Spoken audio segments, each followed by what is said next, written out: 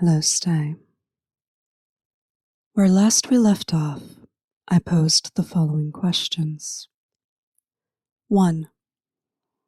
What is the constructed NeuroPlatonic ideal of an idol?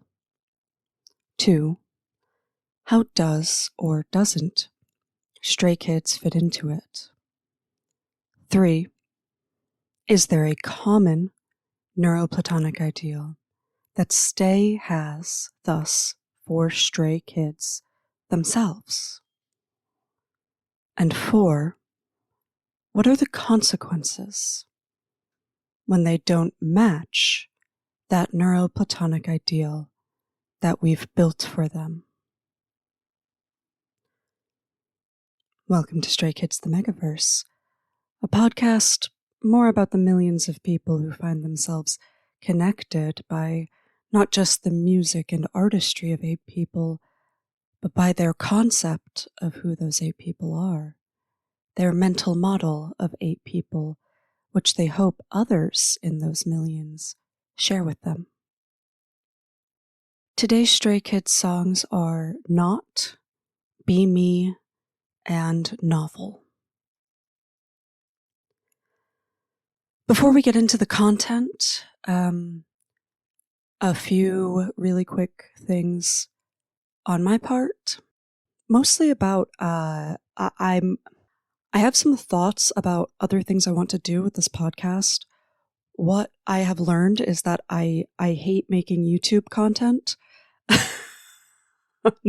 hate it so much. I'm not good at it. It takes a lot of work to set up. It takes a lot of work to edit. It takes forever to do the thing. I'm not a big fan of making YouTube content. So there's a couple things. One, I'm going to try to figure out how to get the podcast onto YouTube. And mostly just be uploading through there as well as through the other podcast platforms. Part of that is because YouTube has that like subpar, but at least kind of their auto transcription. So the first note I want to make is on transcription. I really, really would like to do a transcript. I know I have some deaf folks who are interested in reading it. Transcription for the amount of content I make is really expensive, and I make zero money from this, which I'll bring up in a second. I have had a couple people offer to do some transcription. I really feel very uncomfortable taking up people on that offer because I can't pay them, and that seems like a huge amount of labor for free. That really doesn't benefit them in any way. What I'll say is that if you want to transcribe any of these episodes, I won't stop you. Send me an email before you do so that I don't have like 2 or 3 people trying to do that at the same time. My email is metaskzverse@gmail.com. So that's metaskzverse@gmail.com. I'll throw that in the description as well. I won't stop you. I feel really uncomfortable like saying yes to that. If I do make any money from this ever, I like transcription is one of the first things I'd like to do, as well as the fact that I'm going to have to start paying for Acast now. So on that note, I've been debating setting up not a Patreon. I don't remember what it's called, but there's a platform that's like just for podcasters that allows for like really cheap subscription services. I know I have a Ko-Fi. It's not something anybody ever uses. I don't know if people would be interested in joining some type of subscription service, and I don't know what I would provide besides what I am currently providing. If that's something you would be interested in and you have ideas about what you would be interested in being provided, if that existed, you can hit me up on Instagram threads or send me an email. That'd be great. And then the last thing is that I've been contemplating, I really like recording, but it takes a lot of time and energy and effort to write these episodes. So I've been thinking about having some type of like, I guess, spin-off episodes that are kind of lighthearted, fun. I've had a few ideas, but I don't know what of those ideas people would actually be interested in. I've had a few people ask to be like guests or to join or be interested in doing that. Not people anyone knows, just like people from threads, which is fine. Nobody knows me either. And I was thinking about maybe, I don't know, answering emails with questions off the cuff with somebody, or reading funny, wholesome fanfics with somebody, or something like that. The other idea that I sort of had was, I think that there's a lot of things to be done in kind of our anti-racism and decolonialization work within K-pop fandom space. And so the other thing that I was thinking about was if there's any interest in like episodes that would be sort of reading through like Friere or Bell Hooks or Octavia Butler, and sort of talking about what practice actionable stuff would look like in a fandom space related to some of these like very common readings that we utilize to help motivate our anti-racism and decolonialization work. So if you have any thoughts on what type of like spin-off stuff would be fun or interesting to you, again, you can hit me up on Instagram threads or email.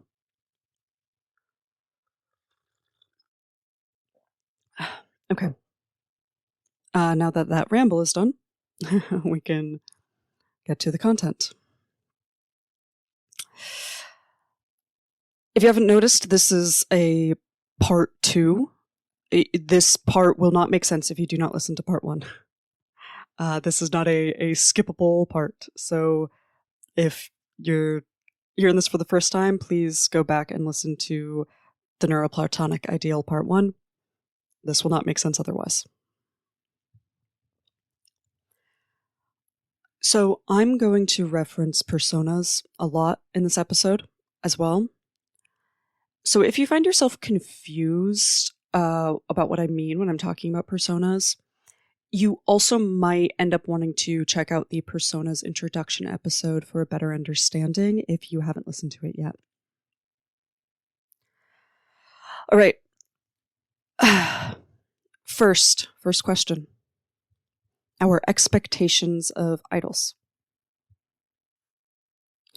Idols in general. I think in many ways, I did cover this throughout the last episode, but as more of like a wrap-up, more encapsulated way of saying it.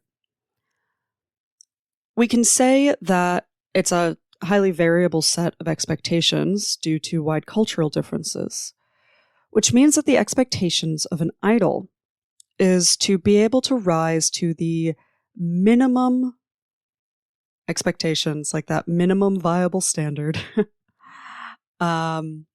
of both normal and the idealized abnormal across multiple cultures. So that's a lot of words. Break it down a little bit.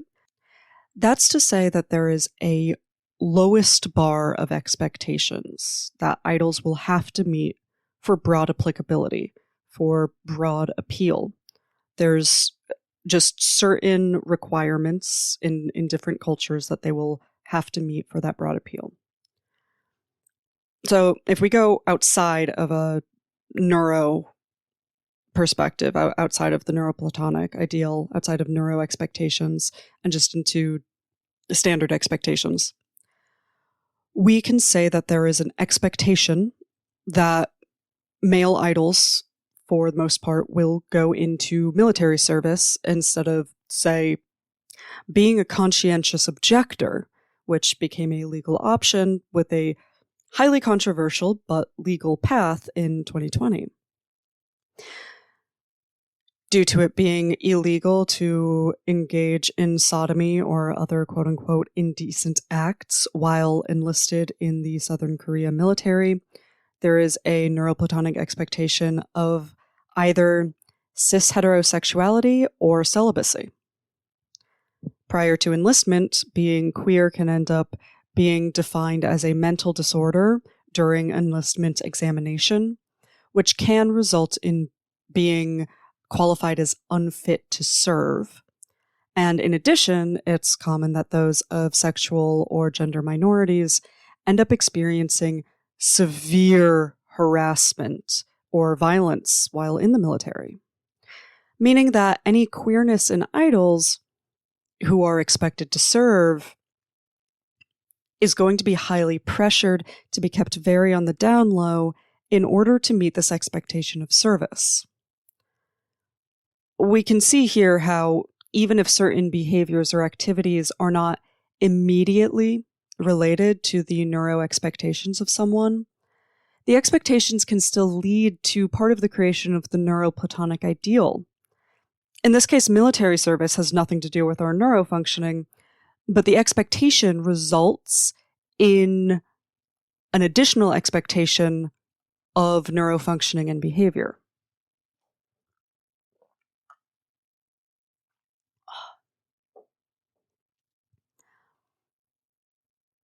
I forgot to ask if you have your tea and your hydration. If you don't, go get your hydration or your food or go use the bathroom, whatever it is you have forgotten to do. I'm not going to get into whether queerness is a neurodivergence or not here. That's a actually really complex subject that I think is more valuable in future episodes about queerness itself rather than this one about neurodivergence. However, regardless of that conversation, we can say that there are some expectations of normality and conformity. Those would be expectations of that, of engaging in quote-unquote normal behavior that conforms to a standard. However, there's also the idealized abnormality. Idols are expected to be abnormally beautiful, for instance. They're expected to be abnormally wonderful people, people who rarely or never make serious mistakes, who are abnormally aware of everyone and everything they interact with. They are expected to be abnormally apolitical.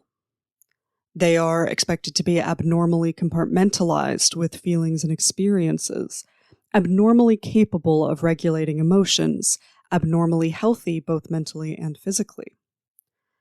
This is part of the process of idolization, wherein we displace our mental model of an ideal human, which in and of itself inherently requires the individual to be a special, unique, rare, and exceptional in specific ways type of person.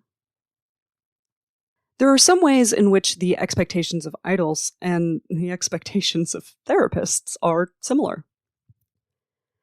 Clinicians, during our paid time with a client, are expected to say and do everything for the sole purpose of supporting that client clinically.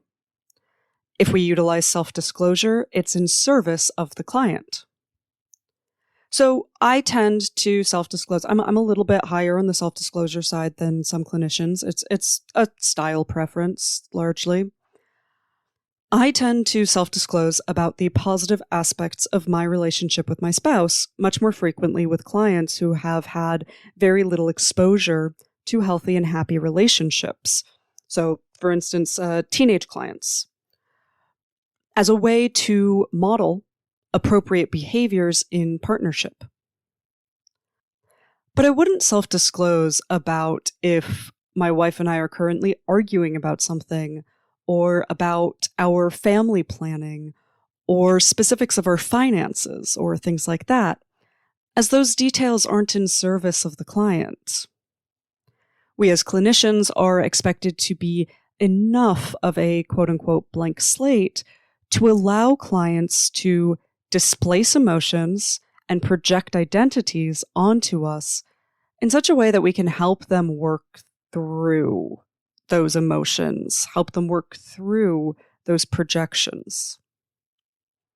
We build a secure attachment with a client to allow them to feel what it is to have a secure attachment and eventually build those with others and themselves. My modality of therapy means that my clients often project the identity of friendship, of a friend, onto me. It's a very common projection that I deal with, which I can then leverage to help them understand what qualities allow them to trust me. Or if they begin to try to damage the relationship or pull back, we can talk about the way that avoidance may play out in other relationships. It's up to me to know which projections I have more or less competency to work with. So for instance, while I can work with projections of friendships, of a teacher, or of a mentor, I can deal with projections of like a weird aunt or another non-immediate familial adult. I know I really, really struggle with the projection of a mother figure, especially of a more authoritarian parental figure. Idols, in many ways, are very much expected to do the same. They're a slate built to have projections of romantic partners, of siblings, of friends, or even of actual figures of worship projected onto them. The complication, of course, is that they are both expected to do this quite frequently and arguably at an increasingly frequent rate. You all should know that I have a speech impediment. I have a very hard time saying R's. Increasingly frequent. That's the worst combination of words I've ever written for myself to say. Oh God, I'm going to spend this whole time just tripping over my tongue now. At an arguably increasingly frequent rate as parasocial interaction over the internet and apps increases. And they're expected to play these multiple roles at the same time for many people. Luckily, they don't need to interact directly with people as much, so their methods of embodying those different projections can be much shallower. This is where a lot of their personas come from, is from embodying those projections of identity in different contexts. If we go back to what I talked about in the personas introduction, we can look, for instance, at Hyunjin, who clearly makes a deliberate choice to embody the projection of a sexual partner, of the hard-to-get campus flirtation while on stage. His social persona tends to be more likely to embrace the projection of either a romantic partner or a universally untouchable romantic crush, his quote-unquote prince persona.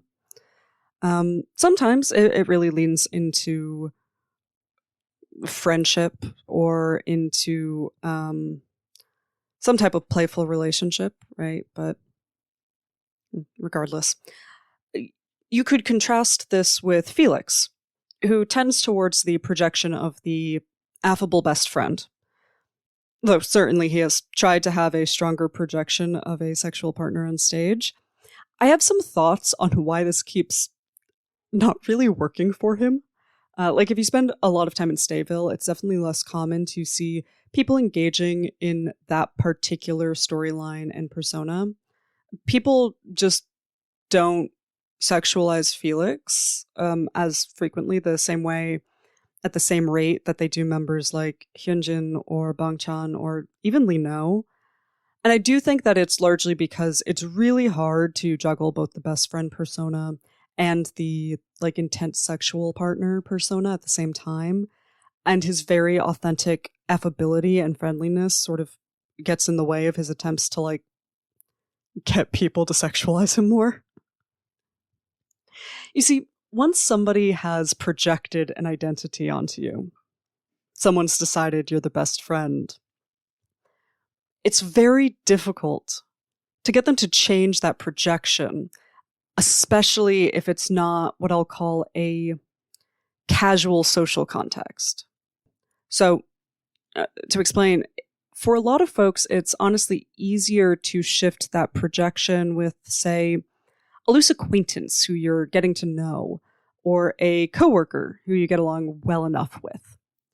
But when it's a near stranger, or when it's a very close or intimate relationship, the projection can build quickly and stick hard. Attachment style plays a big part in this too, but that's a bit too much of a tangent to talk in depth about here. When we're talking about a projection, the full term is projective identification. The stickiness of that projective identification is going to be especially true in the type of time distortion that exists for idols as well. Most people, most humans you get to know, they grow and change over time. And it's usually a relatively slow change, but 5 years go by and not only are you a very different person than you were 5 years ago, but no one really remembers the version of you from 5 years ago unless it was very memorable. Or if they do, it's not necessarily relevant to them anymore. So for example, one of my closest friends is also an ex-partner of mine. It was a very messy relationship and a messy breakup, and we didn't really speak for a while afterwards. But by the time we did seriously sit down and spend 4 hours together again, we were so clearly different enough from who we were before that the problems we had with each other 2 years prior were just irrelevant. Idols don't get that luxury. In many ways, they don't have as much of the privilege of growing up as the rest of us do. Hyunjin has mentioned before how much he loves that Stay documents his life, but as much as it's a blessing, it can also be a curse. Since fans are constantly consuming content from across the lifespan of the group, they exist in this endless state of being both 18 and 24, both 21 and 28. People will constantly pull up videos of a member saying something 2, 4, 5 years ago and use it as evidence of current beliefs. Stay, when I was 21, I was in a weird situationship with a recent ex and kind of sleeping with my roommate. And I had every intention of graduating college, not in a relationship at all, before, maybe a few years down the line, finding a nice, ideally somewhat older man who maybe already had a kid or two to settle down with so that I could easily be a young mother without giving birth. By the time I was 25, I was engaged and in a polyamorous relationship to the female roommate I had been sleeping with, fully in my slut era, with absolutely zero plans to have any children anytime soon. My 25-year-old self barely recognized my 21-year-old self, and my current early 30s self has no idea who that 25-year-old bitch was, to be quite honest. Tea. I didn't fully suck when I was 25, but I sucked a little bit. I have a couple regrets from 25. I was okay. I was okay for a 25-year-old, but I fucked up a couple times.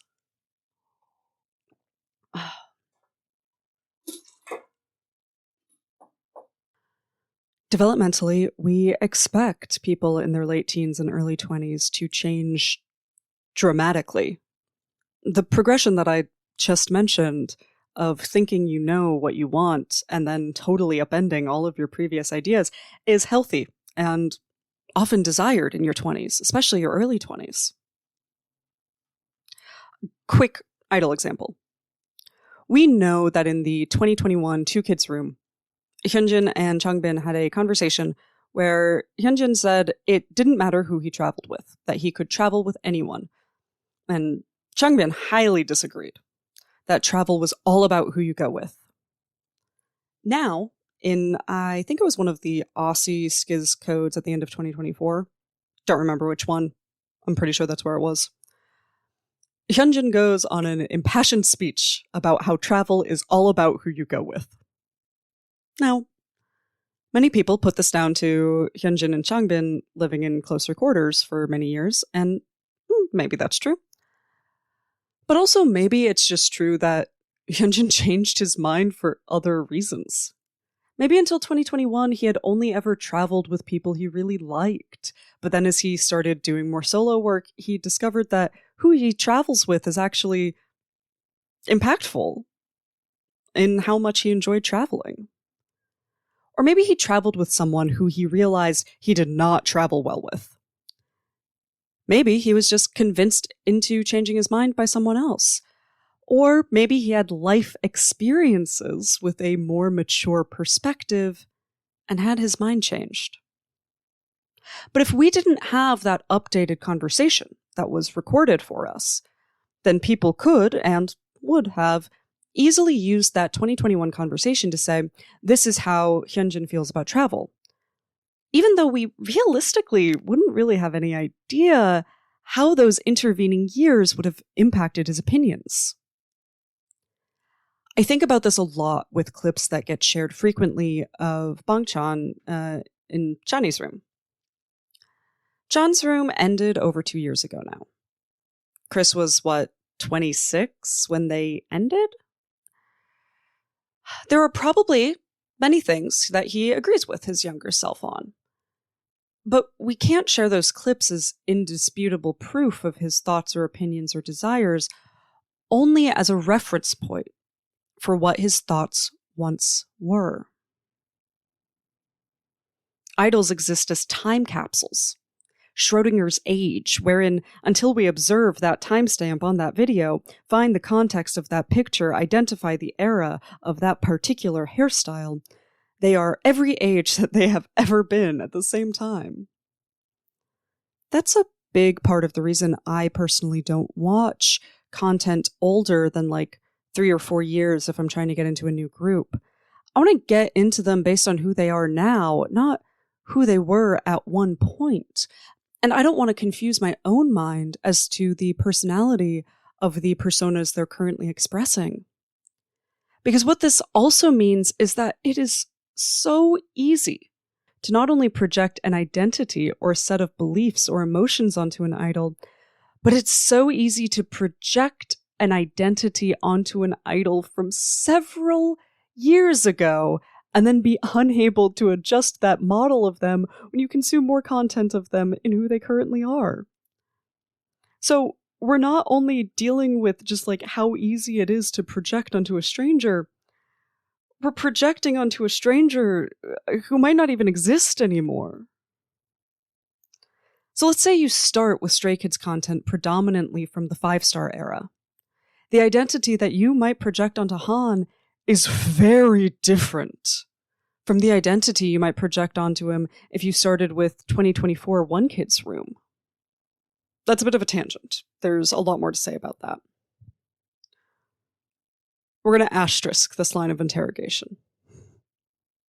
So all of that is to say that the generic NeuroPlatonic ideal of an idol is that they are normal in ways that we see as socially positive, common, and easily understood, whereas they are abnormal in the things that we see as strengths, talents, skills, etc. They have had enough struggles to be relatable, but they have ideally already conquered those struggles, turning them into role models. They are geniuses, but without any of the deficits of savant syndrome. They are also, in some ways, unchanging. They change enough to improve, they change enough to become bigger and better and more of what we already love, but are consistent in personality, personas, goals, values, beliefs, etc. In all these ways, they are easily packaged, easily consumed, easily marketed.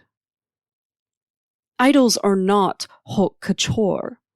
They're not art that might be poorly understood or up to interpretation or too big, too loud, too bizarre. They're not even more digestible runway fashion, a template for what will be marketed and sold, but still one of a kind, often still considered distasteful to wear too publicly. No, they're luxury designer. They are meant to be loved for what they represent, as much, if not more than, for the quality of what they make.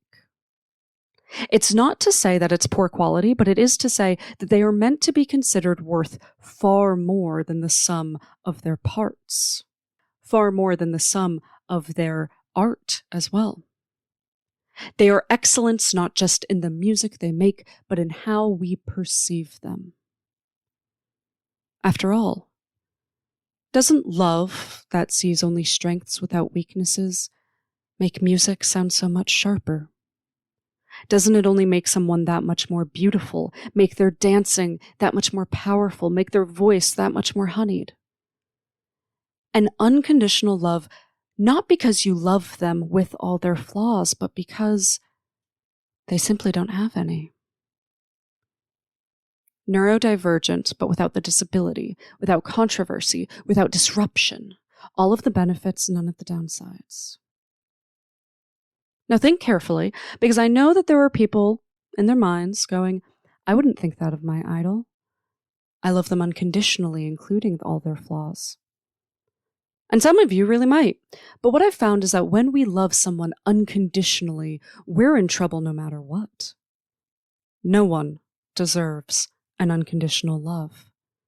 Your love should come with many conditions.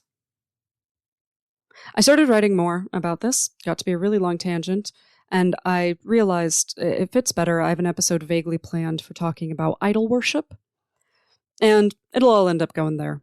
It'll be a ways off, but if you follow me on Threads, you know this is something I chat a little bit about somewhat frequently. We pivot back, though. We get back to that asterisk I put down, our projective identification relating to Stray Kids, right? Relating to different individuals, different groups. That projective identification is also going to be based on the way the fandom has positioned any one particular group. The quote-unquote fanon mental model. The fanon essentially creates the unique rather than generic NeuroPlatonic ideal for a particular group. One of the reasons, I would posit, that Stray Kids has become so popular, but in this sort of slow until they exploded sort of way, is because of where they broke that generic NeuroPlatonic ideal. Yes, there were a lot of ways they experimented with music itself that were very differential in K-pop. But even beyond that, they also experimented with how they present themselves as idols to society. This has created a NeuroPlatonic ideal that's fairly unique in the industry. The fanon, the unique NeuroPlatonic ideal of them, over time grew to be fairly fascinating. So the way I'm going to do this is I have 4 big examples that kind of reference each other, of ways that they really bend expectations of that neuroplatonic ideal. How they've bent it, and then what the fan-in has built it into. So I've sort of named all of these little theories of the parts of this unique neuroplatonic ideal that the fan-in has created based on where they broke expectations. So the first of the four, of course, is the self-production. The amount of control they have over what they make. The fact that they all have very strong ambitions to grow out of the original niche they debuted in. There are a few ways this might represent neurofunctioning. One of them is that ambition itself can be as much an attribute of true desire as it can be an attribute of neurodivergence, such as OCD, autism, PTSD, attachment disorders, anything with paranoia as a major symptom, etc. Another way that this might represent neurofunctioning is that the expansiveness of skill sets within a certain focus area, in this case music and performance, can be representative of neurofunctioning. Another is that the interest in self-production can stem as much from the desire for control as from wanting a true strong hand in the artistic process. I'm not saying any of these things are necessarily the case. I'm just putting some ways that the relationship between self-production and ambition and neurofunctioning might play out. Regardless, I would certainly argue that these factors do alter the SCIS neuroplatonic ideal, mostly by double, tripling down on the fan-in belief in an idol's talent and excellence. I'm going to call this the 8 aces theory.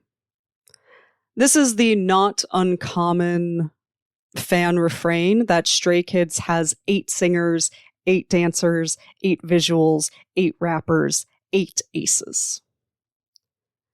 It's not usually stated explicitly, but there's some implication as well that there's also 8 models. There's 8 potential ambassadors, 8 potential actors. There's 8 people who could songwrite, 8 people who could produce, who could choreograph, who could arrange, etc. The 8 aces theory essentially posits that every member of Stray Kids is fully competent, capable, skilled, and desirous in becoming not just good at, but world class at any idol-adjacent talent. This feels very poignant right now, as today, the day I'm recording this, which might even be the day before I release it, Chris sent out a bubble saying to people, like, assume that if something's going on, we're making the choice to do it. I've said in previous episodes, at this point, SCIS is probably treated quite well by JYPE. They have a lot of control at this point. But there's still this fan-in belief that, oh, Chris doesn't have enough lines. It must be company or group mistreatment. It's like, Chris hands out the lines. What? Lino is being mistreated because he doesn't have an ambassadorship, because he doesn't do modeling, because he doesn't have any cover photo shoots. Do you really think JYPE is like, oh no, you can't do that? No, it would just make them more money. Like, Lee No is Japan's it boy. I bet JYPE probably has begged him to do a Japanese photo shoot. Why wouldn't they? But the 8 aces theory tells us that they all want to do all of the things that we want them to do. All of the idol things. That they can, they will, they could, they want to. Okay, so that's the 8 aces theory. We move on. I have 3 more. They're all very, very interconnected. The first 2 lead into the last one. So the first is hyperactivity. Skiz, as we know, is one of the loudest groups. They're fidgety as all fuck. They have minimal sense of public decorum when a camera is on them. Though, as far as I understand, they are highly professional and they work well with people. But when the camera is on them, decorum sort of goes out the window when they're together. And they do incredibly chaotic things, like all sitting at fully the wrong table at an award show. Now, I have found something fairly consistent among many people. People associate hyperactivity with emotions, generally either joy or anxiety. The fact of the matter is that hyperactivity isn't necessarily related to either of those things.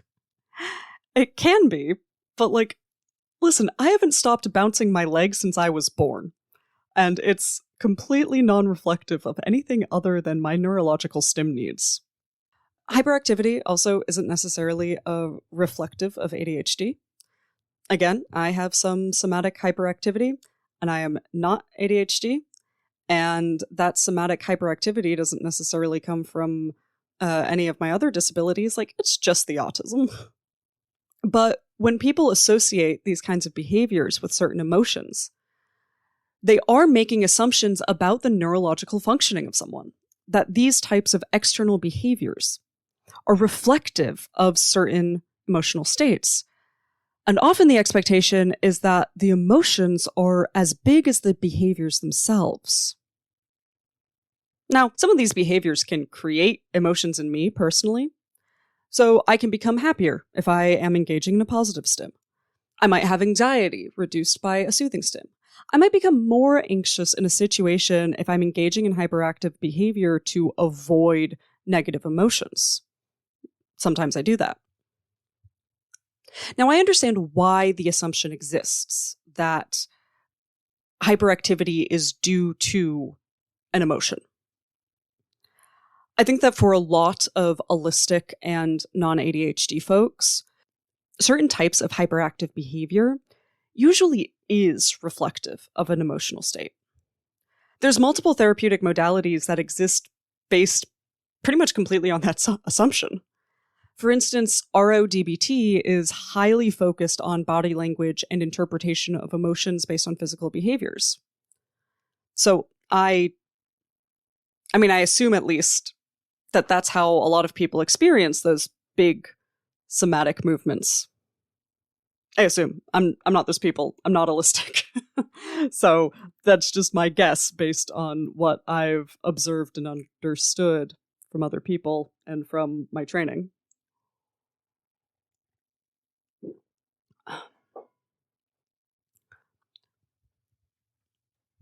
So we'll call what Fanon sort of ends up taking from this hyperactivity the body language accuracy theory. The theory that body language being exhibited is an accurate representation of emotions, and that we are able to read their mental state and beliefs based on that body language. There are so many reasons why this is just fundamentally ludicrous. Just, God. And I hate quote-unquote body language experts. That's not a thing. It's fundamentally ridiculous.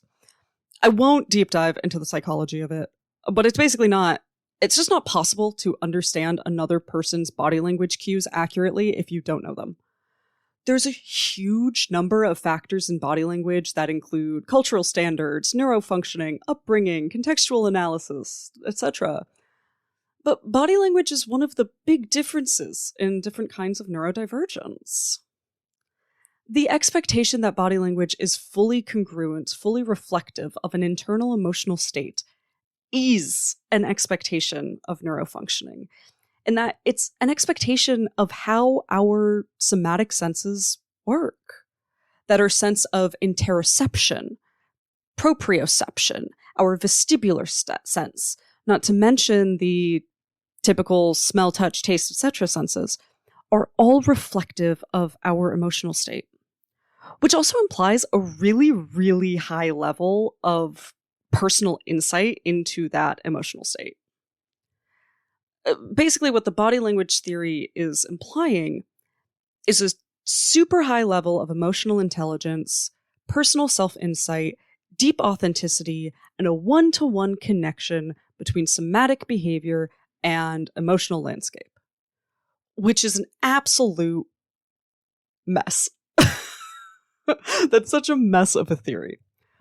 But it sure seems to be the expectation, right? It really, really does. There's so many videos looking at where somebody's eyes might be looking, which I'm telling you right now, you're really bad at. People suck at telling where somebody's eyes are looking. It's like a common performance technique there are ways that you learn to make people think that you are holding eye contact with them when you are not, when you're on stage. People analyzing, like Han's leg shakes, which, I mean, could be anxiety, but it could also be any number of other things for any number of other reasons. The projection of jealousy, there's just like, it's really, really messy and really common. So, third theory. True friendship. I think this is the biggest way that Skiz really, really pushes the NeuroPlatonic ideal. Since it's so rare to build a group based partially on authentic connection with each other, it's very clear how exceptional, and I mean exceptional literally, like as an exception, their bond is with each other. And it's possibly, probably to the point of pathological, which is where we start looking at it as a relationship to neurofunctioning. There's a lot of jokes about Skiz's and a few other groups like AT's, like attachment issues and how overly enmeshed they are with each other. And yeah, it's a funny joke. It's also one of those jokes that gets really dark really fast if you think about it for more than 30 seconds. And people definitely expect to see that level of enmeshment now. Especially, again, you consume content from when they were 18, living in a 2-bedroom apartment, on top of each other. And then that's what you expect that their behavior is like, even though they're in totally different situations. We will call this theory the OT8 whatever-ship theory. So what does friendship? And side note, tangent. As always, some of you know, I believe most positive relationships are a type of friendship. I believe that romantic relationships, when they are healthy, are types of friendships. I believe that queer platonic relationships are types of friendships. I believe that a positive acquaintanceship with benefits is a type of friendship. So in the case of K-pop, I will pretty much always say friendship to encompass any and all types of positive, meaningful relationships. Side note ends. So, what does friendship have to do with neurofunctioning in a more layered lens? Well, first, as I just brought up, this type of attachment, of over-enmeshment, does not really happen with neurotypical experiences. And that's because it's really just not the healthiest. You know, Shiny, I want to say it was Onu and Ki who said this. I'm pretty sure it was. At one point, they talked about how moving out of their dorm and not all living together actually strengthened their bond. That makes a lot of sense to me. Over-enmeshment, not usually healthy. And continuing to live with someone who you do not live well with is definitely being over enmeshed. I think a lot of people assume that if you love someone, you can live with them. I know multiple solo polyamorous people who are in very long-term relationships, partnerships, who know that they never want to live together. Sharing space would probably destroy their relationship eventually. I think most adults know someone whose friendship with someone else was ruined when they tried to live together. So it is an unhealthy enmeshment to stay in a living situation that worsens your relationship. And doing so is usually a trauma response or a cultural expectation that then creates more trauma, that then becomes cyclical, and that the over-enmeshment itself becomes a trauma response, perpetuates more trauma, cycle repeats. It's not great. Oh, more tea.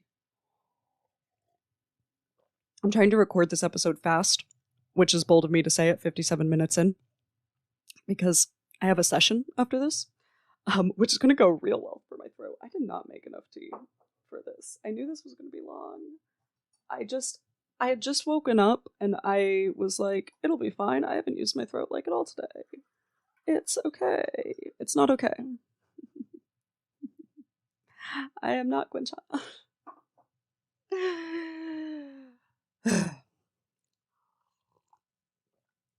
I'd say, what if I ever shut the fuck up? But at least 3 of you keep listening to me talk for like hours and hours on end. So I guess my audience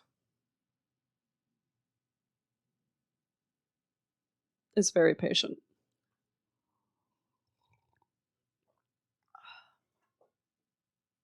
Okay. Cyclical trauma responses for over-enmeshment. Right. A lot of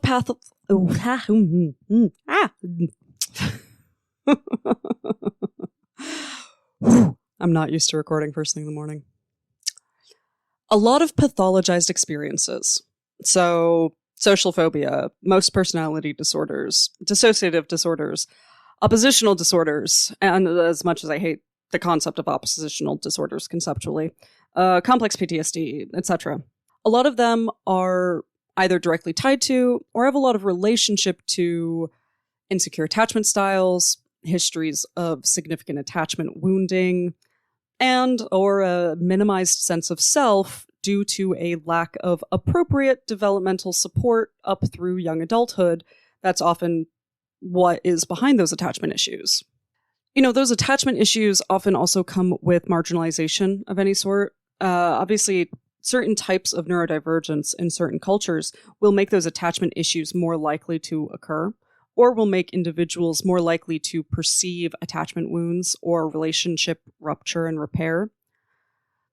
But also, you know, people of marginalized racialization or marginalized gender and sexualities, et cetera, they often develop something very similar, if not actually being complex PTSD, just because of the experience of being marginalized, even with appropriate caregiving and developmental support. So all of these things are neurodivergences, except for the latter part of other types of marginalization. And those are the things that really perpetuate over-enmeshment. The OT8 whatevership theory also has kind of tangential other implications for neurofunctioning as well, which mostly pull this into the next theory. The expectation is that the over-enmeshment that they show us also is authentic, that is a true set of relationships, and that we understand those relationships. Based on everything Skiz and others have said, it likely is authentic. Although, again, the assumption in the NeuroPlatonic version of this is that it's not overly enmeshed. It's never been overly enmeshed. It's just a perfect amount of enmeshed. We only see the fun, the exciting, the pleasant, the funny, the entertaining parts of the enmeshed group. So the OT8 whatevership theory is that enmeshment only has the positives of over-enmeshment. That it's not over-enmeshment. It is the perfect amount of enmeshment all the time. That closeness only has the positives. And that brings us to the time to talk about authenticity and access to the internal thoughts and feelings of idols. This pulls in both hyperactivity, as the body language accuracy, as well as the OT8 whatever-ship theory. Skiz releases a lot of content. More content than many other groups. They have really in-depth intros, a lot of behind-the-scenes content, a lot of live content, especially like pre-2023. Way more music videos than most groups, etc.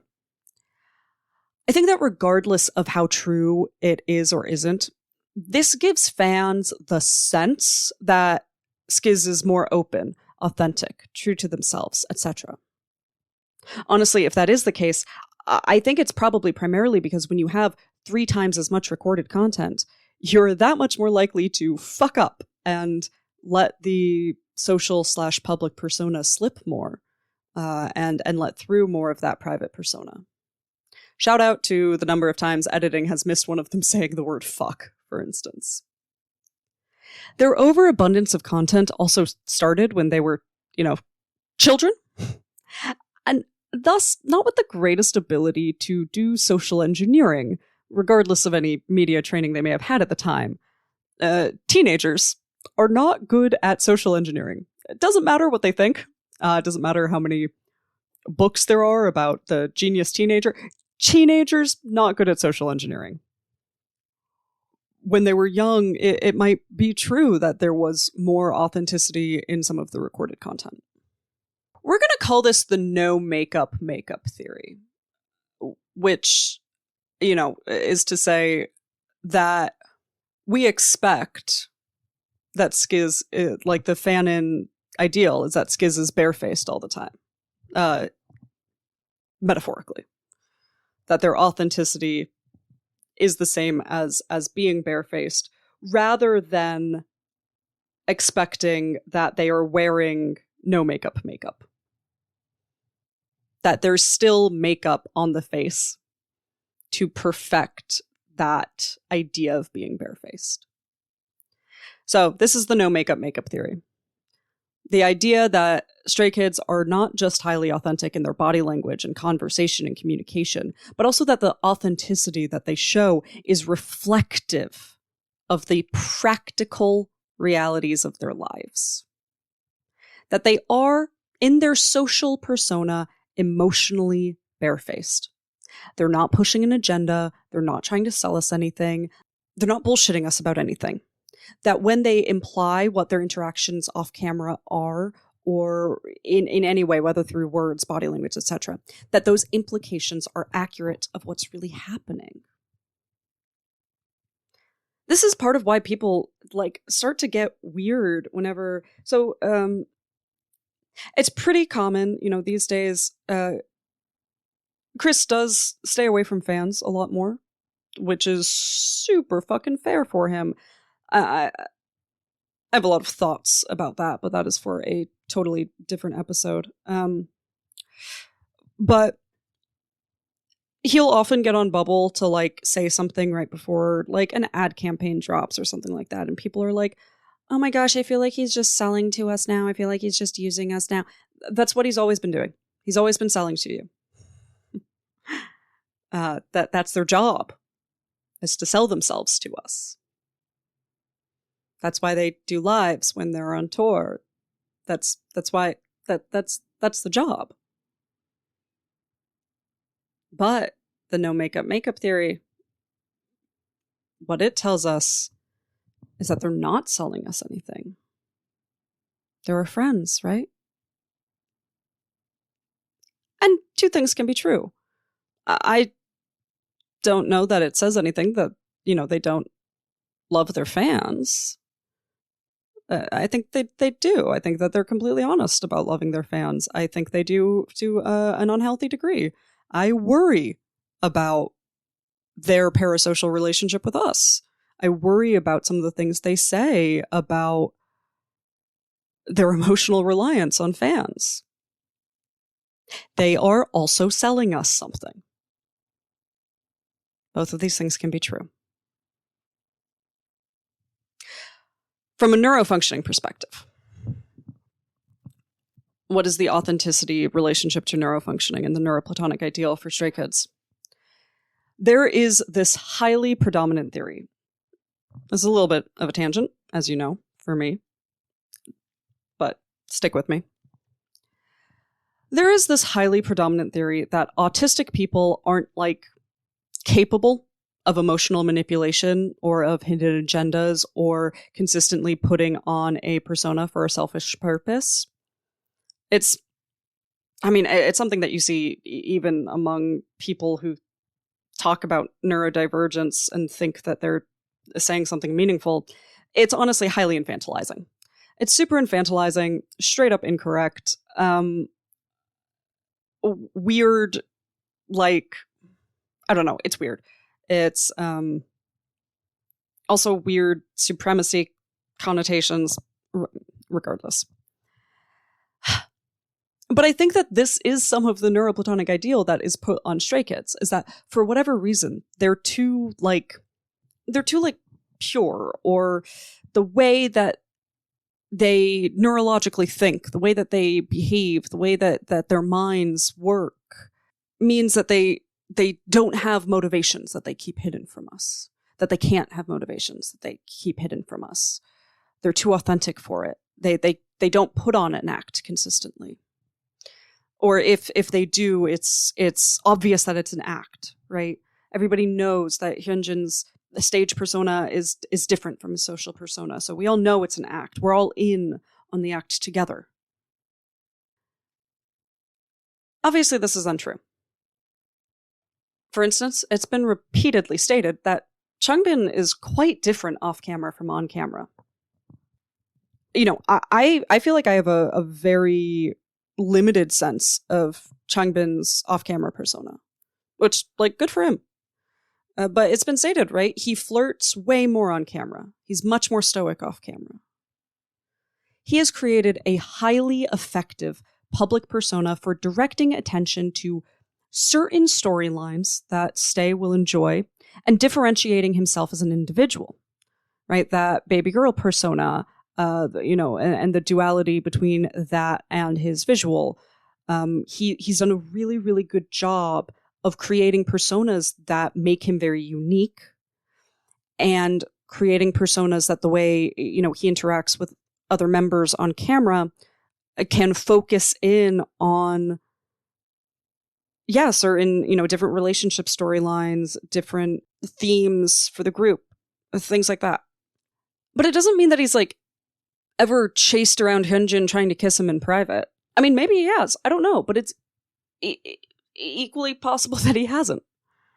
Right? We don't know that is an authentic representation of their private interactions. I have a lot more to say about that in the long off eventual Minsung storyline episodes that I will regret. People are going to get mad at me. Or maybe the fan service episodes. I don't know. But this is something to note with Minsung too. We don't know what Han and Lino's private relationship is. However, the characters they play on TV, as it were, their social personas, are dating. That's the storyline they've given us. They have given us this storyline that these characters are dating. Now, is that a storyline that they've perpetuated for a really long time? Does it imply something about their private relationship? I don't know. I don't give a fuck. As I've said, I don't give a fuck what their private relationships are. This is not useful information to me because I don't know these people. But it is denial to say that they're not giving us a storyline of lovers. They can't say that it's a storyline because they're not actually fictional characters. They're not actually characters as played on TV. And if they claimed they were dating, if they said like, yes, we're dating, if they actually kissed on stage or whatever, people would like believe them. So they can't play up the storyline too hard. But it's beyond clear that the story they are telling is about a romantic partnership. But in the no makeup theory, the assumption is that if their characters are lovers, then their real practical selves are also lovers. Because they're barefaced, right? So that's who they are.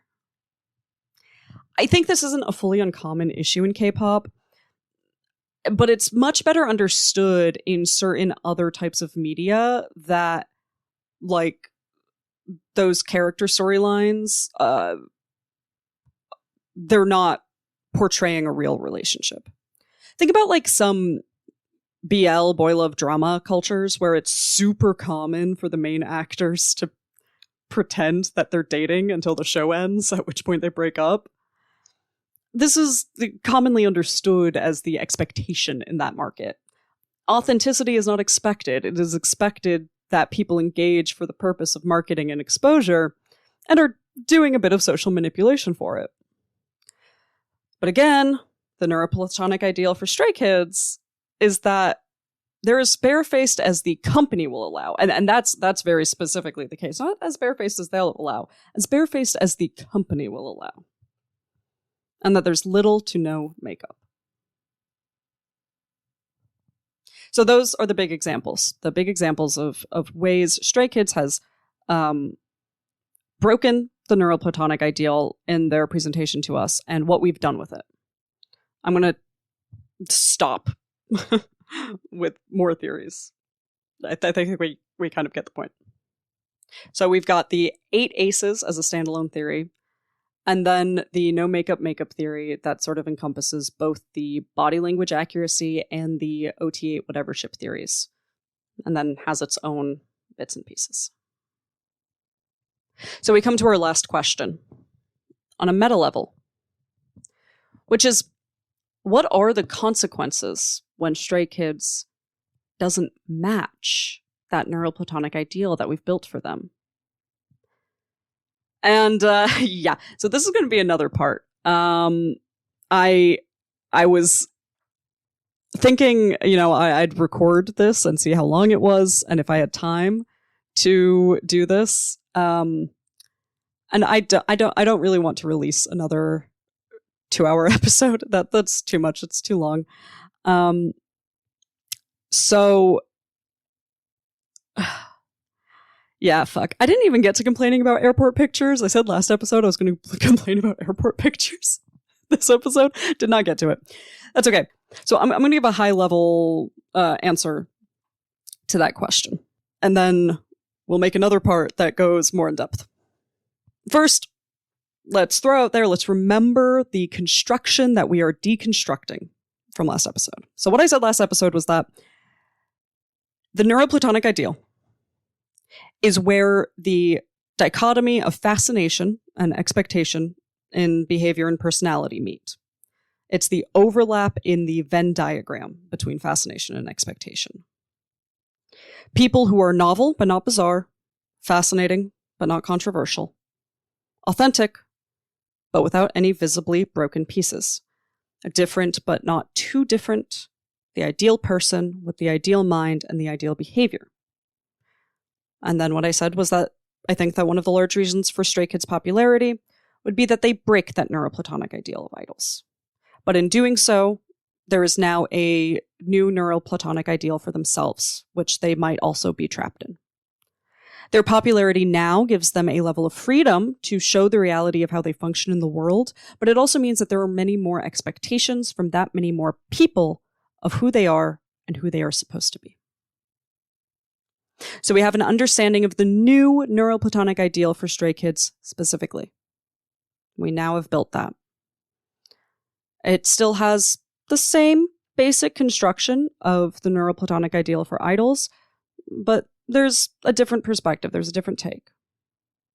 It's still a construction of ideal people with ideal minds and ideal behavior, but it's what that idealism means. It's what those minds and behaviors look like.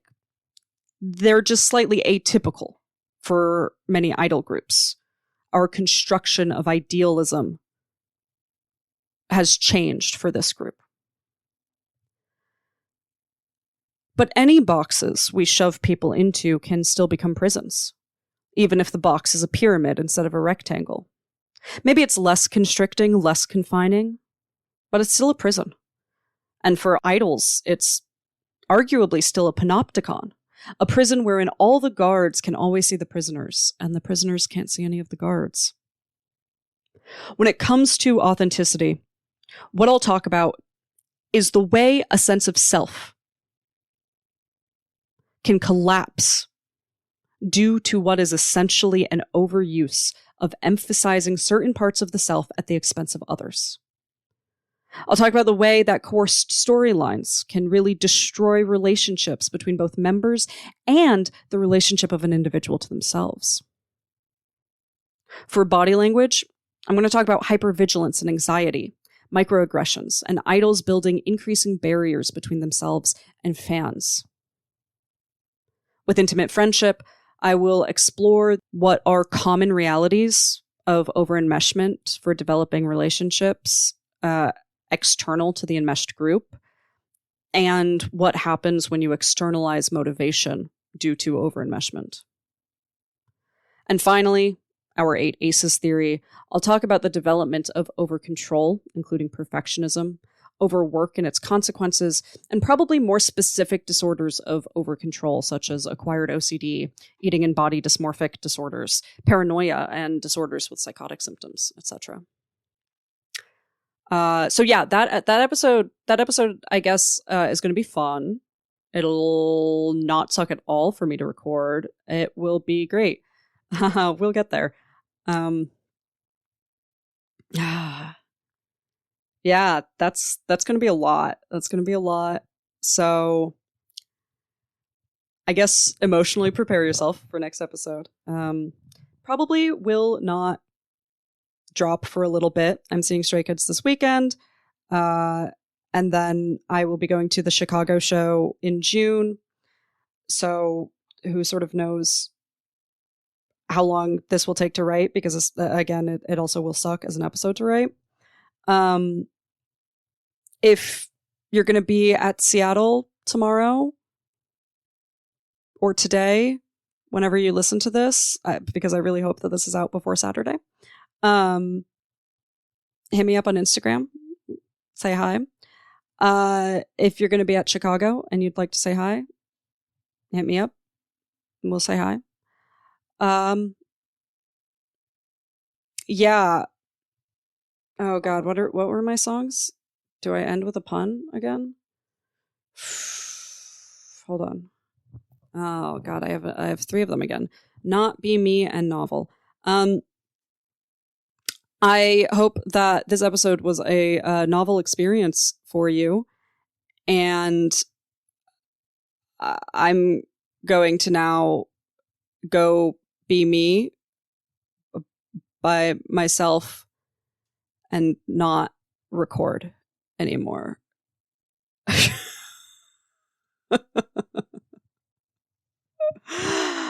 Oh, talk to you next time, Stay. Mwah.